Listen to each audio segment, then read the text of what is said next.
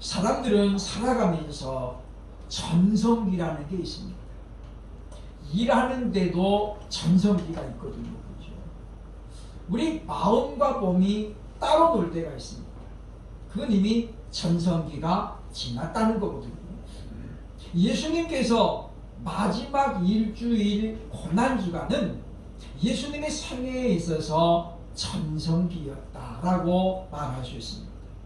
왜냐하면 어린 나귀의 새끼를 타시고 예루살렘에 입성하신 예수님은 그 고난주간의 시작을 통해서 그가 일주일 동안에 엄청난 일들을 해오셨음을 성경이 기록하고 있기 때문이라고 하는 것입니다.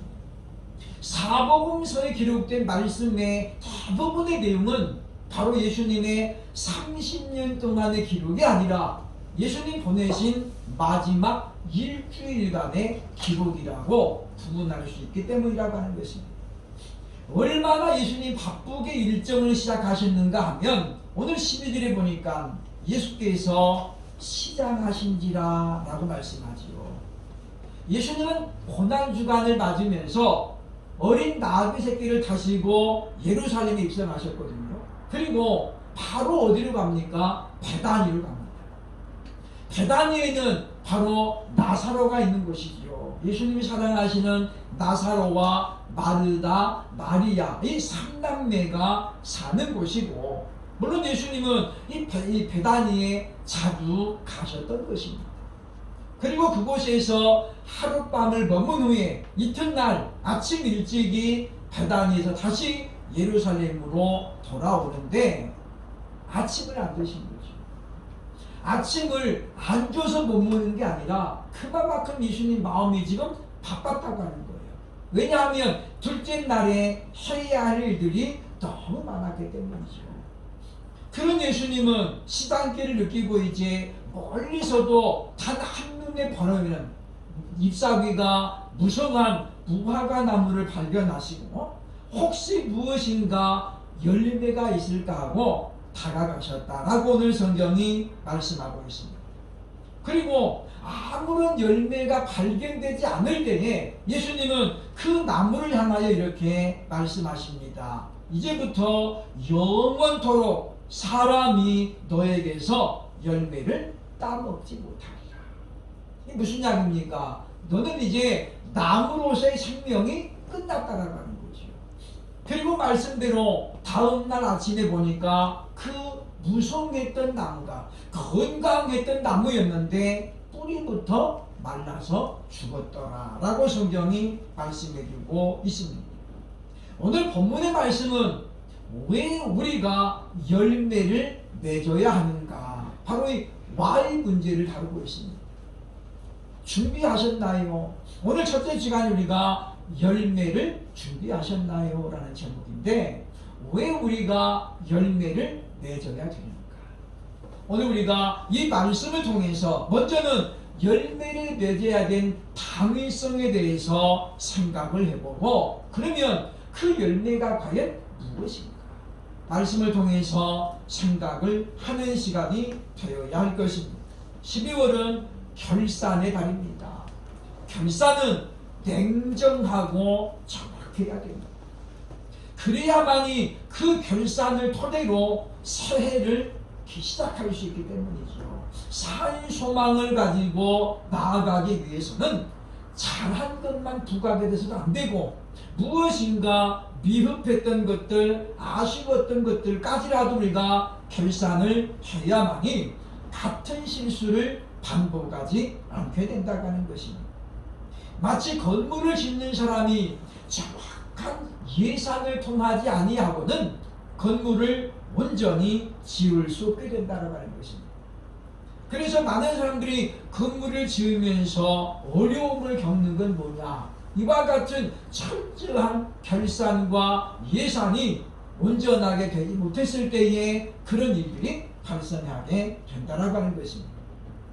우리가 잘 알고 있는 오늘 본문의 말씀을 통해서 과연 주님께서 저와 여러분이 오늘 말씀 보자고 하는 내용이 무엇인지 함께 생각해 보면서 주님의 뜻을 발견하는 이 시간이 되어야 할 것입니다. 과연 우리는 오늘 본문을 통해서 어떤 말씀에 귀를 기울여야 될까요? 첫째로 오늘 23절, 24절 보면 예수님은 본문을 통해서 기도의 능력을 알게 하셨다라고 하는 것입니다. 예수님께서 지금 혼잣말처럼 이제부터는 영원토록 사람이 네게서 열매를 따먹지 못하리라. 이것은 바로 예수님이 그 나무를 향하여 하신 선포의 기도였습니다. 비록 오늘 본문에 보면 기도의 내용을 순서대로 소개하지 않고 있지만은 바로 예수님의 말씀의 선포는 곧 하나님의 선포였기 때문에 기도의 능력을 나타내고 있다는 것이죠. 그래서 다음날 아침에 제자들이 물었습니다. 예수님, 이 나무가 왜 이렇게 죽었습니까? 그렇게 물을 때 예수님께서 하신 말씀이 무엇입니까? 너희가 마음에 의심치 않고 기도하면 그대로 되리라. 기도의 능력을 제자들에게 몸소 보여주신 사건이라고 말할 수 있다고 하는 것입니다. 이것은 이제부터, 즉 고난주간이 시작되는 그 시점부터 제자들에게 기도가 반드시 필수라는 것을 예수님께서 지금 가르쳐주고 있는 것이죠. 그동안은 예수님과 함께 했기 때문에 모든 것을 예수님이 해결해 주셨잖아요. 먹을 것이 없어도 그 보리떡 2개, 물고기 보리떡 5개, 물고기 2마리를 예수님께서 축복하시고 그리고 다 배불리 먹게 하시고 뿐만 아니라 7병2열을 통해서도 4,000명이 먹고도 7광주리가 남는 그런 역사를 통해서 또는 이 보면 갈릴리의 풍랑이 심할 때도 그들이 죽어갈 때도 주님 주님 우리가 죽게 된 것을 돌아보지 아니하십니까? 라고 외치면 예수님께서 일어나셔가지고 바람과 바다를 꾸짖으시고 파도를 잠잠케 해주셨거든요. 그러나 이제는 예수님께 남아있는 시간이 없습니다. 이제는 그 일을 누가 해야 되느냐? 예수 제자들이 바로 이제 하나님께 기도함으로 말미암아 하나님의 능력으로 그들이 해결을 받아야 될 시점이 되어 따라가는 것이죠. 그러므로 너희는 이렇게 기도하라 라고 하면서 주기도를 가르쳐 주신 예수님은 오늘 보면 이 말라버린 무화과 나무를 보여주면서 너희가 의심하지 아니하고 받은 줄로 믿고 구하는 기도는 바로 이런 능력을 나타낸다라고 몸소 본을 보여주셨던 우리는 기억을 해야 된다라고 하는 것입니다. 우리는 오늘 올해 여태까지 경험해보지 못했던 그런 많은 일들을 경험했습니다. 문제는 앞으로도 당분간은 이런 위기가 계속될 것이라는 별로 그렇게 달갑지 않는 전망이 비롯되고 있습니다. 손태문이라는 분의 계시록 강의를 제가 듣다 보니까 그분 내용 중에 그런 내용이 나오더라고요. 재작년 10월인가 미국에서 보면 빌 게이츠를 비롯한 유명한 사람 모여가지고 시뮬레이션을 했대요. 그런데 이 전염병이 발생하면 6,500만 명의 사망자가 발생할 것이다. 그래야 이 전염병이 끝날 것이라고 그런 모임을 가졌는데 그 모임 끝나자마자 2달도 안 돼서 코로나19 바이러스가 터진 거거든요. 어제 보니까 전 세계적으로 지금 확진자가 6,500만 명입니다. 그분들이 얘기했던 것에 의하면 확진자 6,500만이 아니라 사망자가 6,500만이 돼야 이 바이러스가 없어진다고 한다면 그렇게 본다면 앞으로도 상당 기간 동안 이 바이러스가 위력을 떨칠 것이라고 가상할 수 있기 때문이라고 하는 것입니다. 우리가 전망이라든가 예상이 때로는 희망을 주기도 하지만 때로는 우리를 낙심하게 하게 하죠. 과연 그들이 했던 시뮬레이션의 결정이 만약에 정말이라고 한다면 이것은 인류에게 큰 재앙이라고 볼 수밖에 없다라고 하는 것입니다. 그러므로 우리는 이와 같은 암울한 그런 전망 속에서 과연 우리가 할 것이 무엇인가 그 말이에요. 오늘 예수님 말씀합니다. 너희가 믿음으로 의심하지 않고 기도하면 그대로 되리라고 말씀하고 있습니다.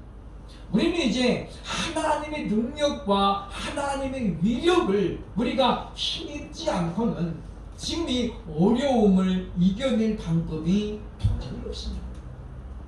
아무리 우리가 능력이 있고 우리가 아무리 경험이 있다 할지라도 이런 일도 우리가 겪어보지 않았기 때문이죠. 여러 언론에서 나오고 있습니다만은 뭐 백신 10,000,000명분을 확보했다 이런 말들이 나오고 있습니다만은 문제는 무엇이냐? 아직도 원인을 지금 발견하지 못했다는 거잖아요. 그러면 무슨 이야기예요? 원인을 모르고 만든 백신이 과연 효과가 있겠냐 그 말이죠. 결국 이것은 전혀 효과를 기대할 수 없습니다. 다만 사람들의 심리 효과를 노리는 거죠. 지금은 그렇지 않습니다만은 옛날에 군대에서는 뭐 영양제 하나가 만병통치약이었다고 그러잖아요. 감기 걸려 열이 막 펄펄 불어도 야 여기 약 먹어라. 그러면 그냥 그 약 먹고 나면 그 다음날 일어나는 거예요. 알고 보면 그 약이 뭐예요? 그냥 비타민 또는 영양제. 근데 무엇입니까? 사람의 심리작용인 거죠. 아, 이거 지금 감기약을 주었으니까 감기약으로 내가 믿고 먹었더니 감기약 효과를 나타내는 거죠. 그게 사람의 심리 효과입니다. 백신을 내가 믿고 맞으면 낫을 수도 있고 예방할 수도 있겠다라는 심리 효과에 지금 기대고 있을 겁니다. 라고 하는 것입니다. 우리는 지금 우리에게 가장 중요한 게 무엇인가? 바로 기도의 능력임을 알고 예수님 오늘 본문을 통해서 우리가 이 시대에 우리가 할 수 있는 게 뭐냐? 기도라는 것을 가르쳐주고 있음을 기억하고 저와 여러분이 늘 기도함으로 말미암아 하나님과 교통함이 기본이지만 하나님의 능력을 내 삶 속에서 경험할 수 있는 저와 여러분 되시기를 주의 이름으로 축원합니다. 둘째로 본문이 우리에게 주는 가르침은 무엇입니까? 12절로 13절 나무는 열매를 맺어야 함을 가르쳐주고 있습니다. 오늘 본문에 지금 멀리서도 무화과 나무가 단번에 보였다라는 건 뭘 의미합니까? 단순히 잎사귀가 풍성했다라는 것 외에 또 하나는 무엇이냐면 이 나무가 오래된 나무, 큰 나무라는 걸 우리에게 알려주고 있거든요.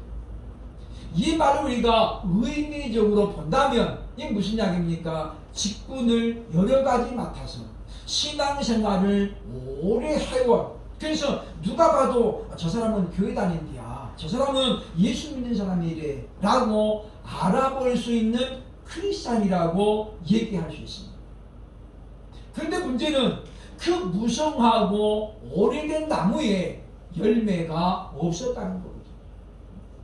마치 빈 수레가 요란하다라는 것처럼 우리가 오랫동안 30년, 40년, 50년 신앙생활을 하면서 그동안에 여러 가지 직분을 맡아서 나름대로 일을 열심히 했는데 주님께서 막상 오셔서 열매 좀 보자 그랬더니 아무런 열매가 없는 거예요. 이 무성한 잎사귀는 무엇입니까? 소문을 말할 수도 있고 그동안 우리가 해왔던 껍데기를 말할 수 있는 것입니다. 껍데기만 가지고는 우리가 인정을 받을 수 없다라고 하는 것입니다. 그러므로 사랑하는 여러분이요, 오늘 우리는 내가 얼마나 오래 신앙을 했는가 이게 문제가 아니고 과연 내게 지금 어떤 열매가 있는 것인가가 훨씬 더 중요한 것인가 우리가 기억을 해야 된다고 하는 것입니다. 왜 열매가 중요합니까? 그것은 그 나무의 존재 목적이기 때문이죠. 요한복음 15장 16절에 말씀합니다. 너희가 나를 택한 것이 아니고 내가 너희를 택하여 세웠나니 이는 너희로 하여금 항상 열매를 맺게 하게 하는 이야기다. 예수님께서 저와 여러분을 하나님의 자녀로 선택해 주신 목적이 뭐라는 거예요? 열매 맺으라. 그러니까 농부가 부지런히 농사를 짓잖아요. 그죠? 뭐 때문에 짓는 거예요? 열매를 바라보고 짓는 겁니다. 우리는 장마가 유별나게 길었습니다. 그리고 태풍도 연이어서 왔지요. 시골에 있는 분들이 올해는 쌀 농사가 수확이 좀 줄었다라고 했습니다. 왜냐하면 태풍으로 말미암아 벼가 많이 쓰러졌거든요. 기차 타고 가다 보면 어떤 지역은 그냥 넓은 한 구역이 다 쓰러졌어요. 벼가 쓰러졌다가 다시 세우면 인건비도 많이 들어가지만은 한 번 물에 잠겼다가 세워진 벼는 수확량이 30%가 줄어든대요. 30%. 그러니까 10가마 나오던 곳에 7가마가 안 나오는 거예요. 그러다 보니까 30%가 줄어드는 거거든요. 그런 가운데 우리는 무엇입니까? 그 농부들이 피땀 흘려서 한 목적이 뭐냐? 열매를 거두게 하잖아요. 그 무슨 나무 잎사귀 자랑하려고 관상하려고, 물론 관상용으로 기른 나무나 식물이 따로 있습니다. 그러나 우리 본문에 무화과는 열매를 따먹는 것 외에는 아무짝에도 쓸모가 없습니다. 그냥 땔감으로밖에 쓸모가 없다라고 하는 거죠.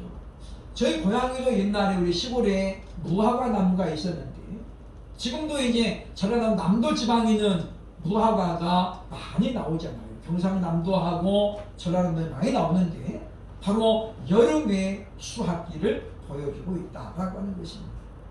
하나님께서 저와 여러분을 자녀로 선택해 주시고 우리에게 직분을 주신 다음에 그 직분을 잘 활용해서 열매를 맺으라고 재능도 주시고 하나님께서 우리에게 은사도 주시는 거거든요. 그런데 어떤 사람들은 그런 재능을 가지고 전혀 엉뚱한 일에 투자하잖아요. 이것은 바로 우리를 지으신 하나님을, 그리고 우리를 선택하신 하나님을 기대를 실망시키는 결과를 가져온다라고 하는 것입니다. 잎사귀만 무성한 무화과 나무는 남들에게 자기 신앙을 보여주려고 과시만 하는 그런 사람과 똑같습니다. 우리는 예수님께서 우리에게 요구하는 바로 겸손이 무엇인가를 생각을 해야 되겠다라고 하는 거죠. 예수님은 바울을 통해서 말씀하시기를 마지막 때 너희가 경건의 모양은 있으나 경건의 능력은 없는 자라. 그러한 자들에게서 돌아서라고 말씀하잖아요. 우리가 어떤 사람을 만나가지고 교제를 많이 하는가에 따라서 우리도 달라지게 됩니다. 그런데 경건의 모양은 있는데 경건의 능력은 없는 사람과는 교제하지 말라고 그러는 거잖아요. 왜냐? 그런 어떤 겉모습만 나타내는 사람에게는 배울 것이 없기 때문이다 라고 하는 것입니다. 그러므로 사랑 여러분이여, 과연 주님께서 내게 이 직분을 왜 주셨는가 생각을 해보면서 과연 나는 지금 어떤 열매를 맺고 있는가. 우리가 이미 열매를 맺어서 있는 사람은 그 열매를 잘 간직하고 거기에 또 추가로 열매를 맺으면 되고, 아직까지 내가 뭔가 열매가 부족하다 싶으면 바로 오늘부터 열매를 맺기 위한 작전에 돌입하면 됩니다.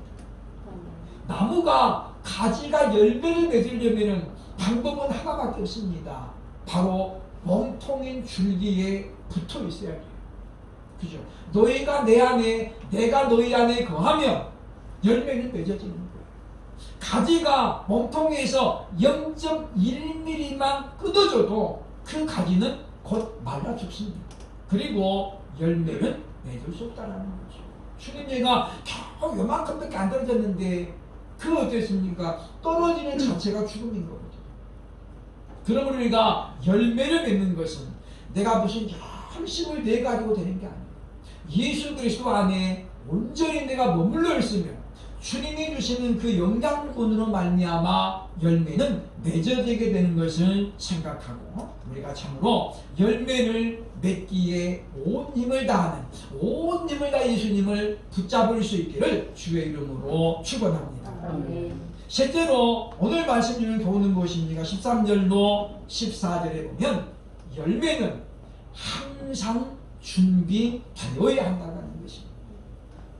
예수님은 지금 무화과 나무를 찾아서 열매를 구했는데 오늘 성경이 이렇게 말합니다. 13절 보면 이는 무화과의 때가 아닙니다.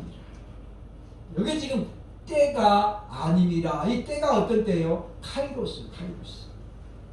카이로스는 예정되어진 정해진 시간을 말하거든요. 그래서 헬라어에서 말하는 카이로스하고 그 다음에 호라는 그냥 우리가 일반적으로 말하는 때를 말해요. 지금 몇 시야? 할 때 그 시. 어느 때가 그 때입니다. 그리고 이제 크로노스라고 하는 시간이지요. 이건 우리가 말하는 하루 24시간을 말합니다. 카이로스는 하나님께서 딱 정해놓은 시간이에요. 하나님께서 무화과 나무를 만드실 때에 이 나무는 언제부터 언제까지 열매를 맺는 기간이라고 하나님이 정해놓으신 거예요. 그러면 우리나라는 언제 무화과를 땁니까? 6월에서 8월까지에 땁니다. 그러니까 지금 가가지고 무화과에 열매 잡으면 있어요? 없어요? 없어요. 그죠? 근데 예수님은 지금 오늘 본문에 보면 또 어찌 보면 좀 억지를 부리는 것 같아요. 마치 우물가가 가지고 수능 찾는 격이에요. 그죠? 그러면 오늘 예수님이 지금 과연 우리에게 알려주는 교훈이 뭡니까? 억지 부리는 거예요? 그게 아니라는 거죠. 이것은 종말론적인 관점으로 보아야 되는 성경 구절인데 이것은 예수님께서 언제 오실지 아무도 모른다고 합니다. 밤에 오실지 낮에 오실지 한여름에 오실지 장마 중에 오실지 오직 그 누가 압니까? 사도행전 1장에 보니까 아버지의 권한에 두셨다라고 하시는 거죠. 하나님 아버지만 아시는 거예요. 그러므로 예수님이 오셔가지고 야 열매 좀 보자 그랬을 때에 주님 아직은 지금 제가 준비가 안 됐는데요. 1년만 있다 오시지요. 그렇게 할 수 없다는 겁니다.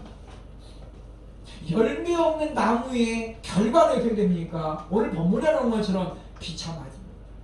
찍어서 불에 던지고 소금이 맛을 잃어버리면 그 기능을 잃어버리면 밖에 버리워져 사람들에게 짓밟힐 뿐이라고 성경은 경고하고 있습니다.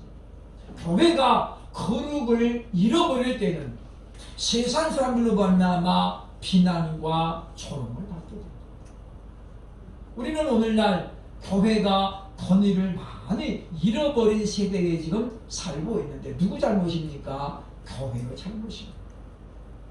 교권이 땅에 떨어졌다 라고 한탄하죠. 누구 잘못입니까? 선생님들의 잘못입니다. 물론 시대가 그렇게 변해가고 있다라고 말하지요. 하나의 변명에 지나지 않습니다. 그러므로 우리는 오늘 말씀을 통해서 생각을 해야 할 것이 무엇이냐. 지금 오늘 주님이 우리에게 요구하는 건 뭡니까? 우리가 한 달을 결산하면서 한 해 한 해를 결산하면서 그때마다 열매가 있어야 된다는 거예요. 주님은 우리에게 반드시 내가 너 5달라도 줬으니까 10달을 더 내놔 이게 아니잖아요. 주님은 뭘 보십니까? 우리가 최선을 다해서 충성했는가를 보는 거예요. 충성했는데 열매가 기대만큼 안 나올 수 있죠. 그러나 주님은 그 과정을 보시는 거죠. 네가 작은 일에 충성하였은지. 주님 우리에게 요구하는 건 바로 그것입니다. 하나님 왜 저는 고작 2달란트입니까? 그런 거에 따지다가 원망하다가 세월 지나면 우리에게 남는 건 아무것도 없게 된다는 것입니다. 그러므로 우리는 열매를 그때그때 준비해가지고 저장해야 돼. 그리고 우리가 열매를 맺어 우리가 하나님 앞에 올려드리는 거잖아요. 추수감사절이 무엇입니까? 한 해 내가 맺은 열매를 하나님께 올려드리는 것입니다. 하나님 오늘 저에게 올해 이런 은혜를 주셨는데 제가 하나님 이런 열매를 맺었습니다. 그래서 올려드리는 날이거든요. 그러므로 우리는 더 이상 이제 우리가 핑계될 것이 아니라 주님 아직 제가 때가 안 됐습니다. 이미 늦어버리는 거예요. 때는 누가 정합니까? 아버지가 정하는 것입니다. 그러면 우리는 오늘 하루를 내가 마감하면서 하루를 돌아보고 내가 오늘 하루 무엇을 했는가? 그것이 우리의 열매가 될 것입니다. 우리에게 인생의 발자취가 남습니다. 그 발자취가 바로 열매입니다. 책을 많이 쓰는 분들은 책을 남기면서 그걸 열매로 남기잖아요. 운동선수는 메달이라든가 기록을 통해서 자기 열매를 남깁니다. 그래서 선수가 은퇴해도 그가 남긴 기록이 계속 남아있는 거잖아요. 그가 이 땅에 없어도 그가 남긴 기록이 있습니다. 그게 바로 열매입니다. 우리 믿음의 신앙인들 중에서는 이미 세상이 없지만은 그 열매로 말미암아 많은 사람들에게 가르침을 주는 분들이 얼마나 많이 있습니다. 사랑의 원작한이라는 책을 썼던 손양원 목사님, 그 용서의 열매. 못잡은 길을 걸어가면서도 하나님 말씀에 따라서 나는 우상 숭배하지 않습니다 라고 신앙의 절개를 지켰던 주기철 목사님의 그 정절 있는 신앙의 열매. 물론 그것만이 주님이 원하는 열매는 아닙니다. 어떤 은퇴하신 장로님이 보여주신 것처럼 그 은퇴하신 장로님은 이제 은퇴를 하면 시부 장로가 안 되거든요. 아무것도 일을 안 맡겨주는 거예요. 그분이 할 수 있는 건 뭐였느냐? 아침 일찍 오면 신발장에 있는 거. 전에는 신발장에 신을 벗어놓고 들어왔잖아요. 그분이 하는 건 뭐냐? 사람이나 어른들이 맨날 늦게 오면은 그냥 탁 뛰면 신발에 한 짝은 주인 따라 들어가고 한 짝은 밖에 버려줍니다. 그러면 장로님 뭐 하는 거예요? 그냥 아무 소리 않고 있다가 신발 해가지고 정리해 놓는 거예요. 신발장에 넣는 거, 이게 이 장로님이 하시는 일입니다. 바로 그게 뭡니까? 하나님 앞에 장로님 마지막 때 맺은 열매입니다. 그분이 돌아가신다니까 아무도 기회를 안 하는 거예요. 신발장에 신발이 있는 말이가 떼가지고 막 그랬는데 누가 따라해야 되는데 안 하는 거죠. 왜? 그거 누가 냄새나는 신발 내 것도 아닌데 하려고 하겠습니까? 그런데 그 장로님이 가신 다음에 성도들이 깨라는 거예요. 아, 내가 이제 들어갈 때는 생각도 안 했는데 나올 때 보니까 내 신발이 딱 정해져 있는 거거든요. 누가 했을까? 보니까 그 원로 장로님이 해놓으신 거예요. 우리가 열매는 마음먹기에 따라서 누구나 맺을 수 있습니다. 그 신발장 하나 정리하는 거, 그거 무슨 큰 기술이 필요합니까? 노동력이 필요합니까? 아는 거거든요. 우리는 그런데 그걸 하찮게 여기기 때문에 안 하는 거거든요. 오늘 우리는 열매를 항상 준비해야 됩니다. 왜냐하면 요한계시록 22장 11절에서 우리에게 다시 오심을 약속하신 예수님께 이렇게 말하고 있기 때문입니다. 보라, 내가 속히 오리니 내가 줄 상이 내게 있어 각 사람에게 일한 대로 갚아주리라. 그 일한 대가 뭐입니까? 그게 바로 열매인 줄로 믿습니다. 그런데 우리는 이제 열매를 항상 준비해서 주님이 다시 오시는다. 주여 오시옵소서. 제가 비록 하나님이신 데 너무 많지만은 이 열매를 지금 맺었습니다. 그래서 주님 앞에 열매를 내놓을 수 있는, 그리고 주님의 칭찬을 기대할 수 있는, 그래서 우리는 왜 열매 맺어야 됩니까? 주님이 우리를 부르신 목적이 그것임을 다시 한번 생각하고 참으로 열매를 맺기에 힘쓰는 저와 여러분 되시기를 주의 이름으로 축원합니다. 기도하겠습니다.